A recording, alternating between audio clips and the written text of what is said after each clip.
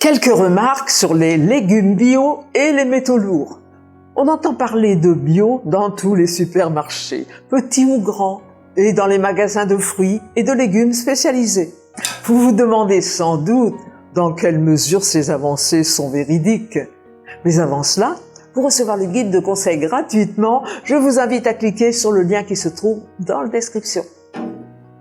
Oui, le bio est bien meilleur pour la santé que l'agriculture biologique conventionnelle. Mais non, le bio n'est pas magique et n'échappe pas à certaines pollutions dangereuses. Je vous en parle juste après ça.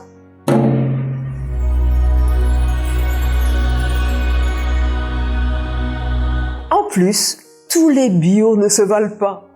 Il y a moins de pesticides dans les produits bio, c'est une évidence. L'agriculture biologique contient moins de pesticides chimiques que l'agriculture conventionnelle. Mais elle peut en contenir un peu, par exemple, lorsqu'un champ bio est à côté d'un champ non bio. Les pesticides aspergés peuvent s'envoler par-dessus la clôture. Ces pesticides chimiques sont de dangereux perturbateurs endocriniens qui peuvent favoriser des maladies graves comme le cancer et le Parkinson. Quels sont les fruits et légumes à préférer bio? Les fraises, les pommes, les pêches et nectarines, le céleri, le raisin, les cerises, les épinards, les tomates et les concombres. Ils sont riches en bons nutriments. Concernant les viandes, elles contiennent moins d'antibiotiques. La viande est meilleure pour la santé. Le bio n'est pas une garantie magique d'échapper aux métaux lourds. Le label bio garantit uniquement que l'agriculteur n'a pas employé de pesticides chimiques. Mais il n'y a aucune indication sur la qualité des sols. Il faut retenir que les légumes les plus sensibles aux métaux dangereux contenus dans les sols sont les légumes verts à feuilles. Par exemple, le chou peut être riche en cuivre, en aluminium et en thallium. Il est recommandé de le consommer avec modération et non pas 7 jours sur 7 dans un jus de légumes par exemple, même s'il est bio. Les sols bio sont-ils supérieurs aux sols non bio?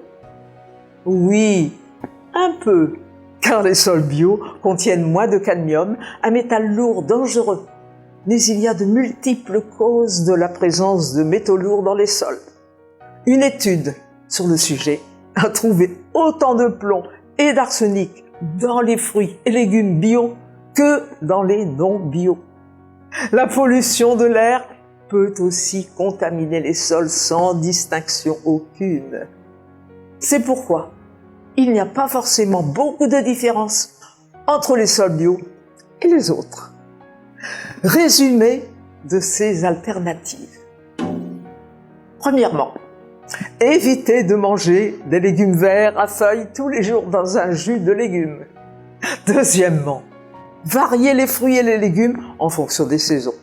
Troisièmement, évitez de manger du riz tous les jours, car il est concentré en arsenic. Privilégiez le riz basmati blanc.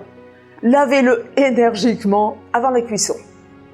Quatrièmement, le thé a tendance à être contaminé par l'arbre à thé, qui aspire fortement les minéraux et les métaux du sol. Beaucoup de thés du commerce sont chargés en fluor, en plomb, en arsenic et en aluminium. Privilégiez les thés haut de gamme et ceux du Japon. Conclusion. Restez zen. Manger sain aujourd'hui est beaucoup plus compliqué qu'à l'époque de nos grands-parents. Mais il ne sert à rien de se lamenter. Pas besoin de suivre les conseils à 100% pour être en bonne santé. Permettez-vous quelques écarts si vous respectez les fondamentaux. Et surtout, n'oubliez pas le plaisir de l'assiette. Bon appétit et bonne santé! Pour ne pas rater les prochaines vidéos, abonnez-vous à la chaîne en cliquant sur le bouton rouge correspondant. Partagez-la et likez-la si vous avez aimé. Au revoir et à bientôt!